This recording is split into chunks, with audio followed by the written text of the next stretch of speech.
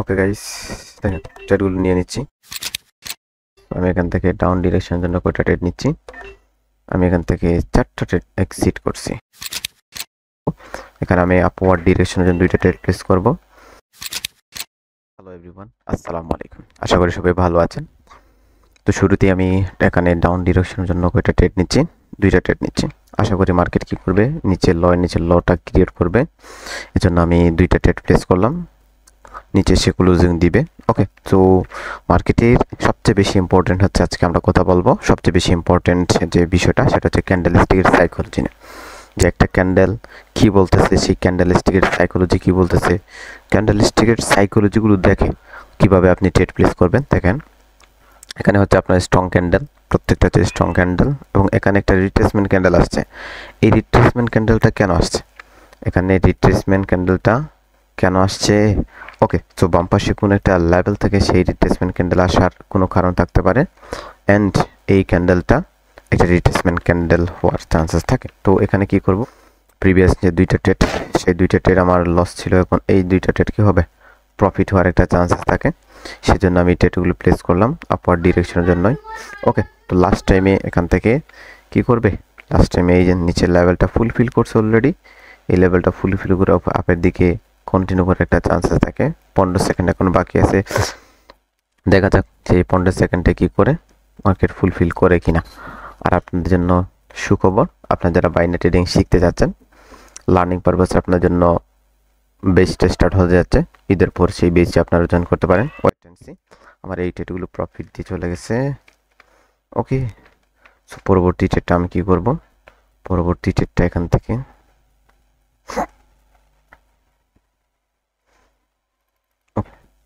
চারটা ট্রেড এখান থেকে এক্সিট করছি। এন্ড অফ দ্য টাইম এই যে লেভেলের নিচে সে ক্লোজিং দেওয়ার একটা চান্সেস থাকবে। ওকে, সো এই ক্যান্ডেলটা যদি একটা রেড ক্যান্ডেল যদি না হয়, তাহলে একটা বায়ার ক্যান্ডেল হলে কি হবে, এর নিচে সে ক্লোজিং দেবে। যেহেতু বায়ারদের হচ্ছে পুশ, সেলাররা কিন্তু কন্টিনিউ করতে চাচ্ছে, বায়াররা পুশ দিচ্ছে, সেলার হচ্ছে স্ট্রং। এখানে স্ট্রং সেলাররা, এবং এখানে একটা স্ট্র্যাটেজি আছে, সেটা হচ্ছে ব্রাজিলিয়ান একটা স্ট্র্যাটেজি। স্টক একটা মার্কেটে যে রেড গ্রিন একটা কি আছে, স্ট্র্যাটেজি আছে, সেই স্ট্র্যাটেজি সুপার পাওয়ারফুল স্ট্র্যাটেজি। সেই স্ট্র্যাটেজি থেকেও কি হয়, সেগুলো আপনার প্রফিট জেনারেট করা যায়। ওকে, সো দেখেন আমার 2টাই ট্রেড প্রফিট দিয়ে চলে গেছে। ওকে, একটু রিয়াকশন দেখো, একটু রিয়াকশন দেওয়ার সাথে সাথে ট্রেডটা প্লেস করছি। End of the time trade এখানে যে লেভেল, যে লয়ের যে উইকের যে লেভেলটা আছে, সেই লেভেলটাকে টাচ করছে, দেন এখান থেকে রিয়াকশন আসতেছে।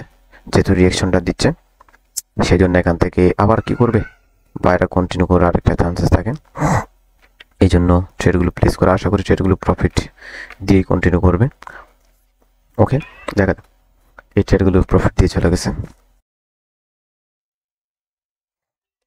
ওকে, সো পরপর ট্রেডগুলো করা মানে হচ্ছে আপনার জন্য রিস্কে ফেলে দেয়। আমি এই জন্য মার্কেটটা চেঞ্জ করে নিয়েছি।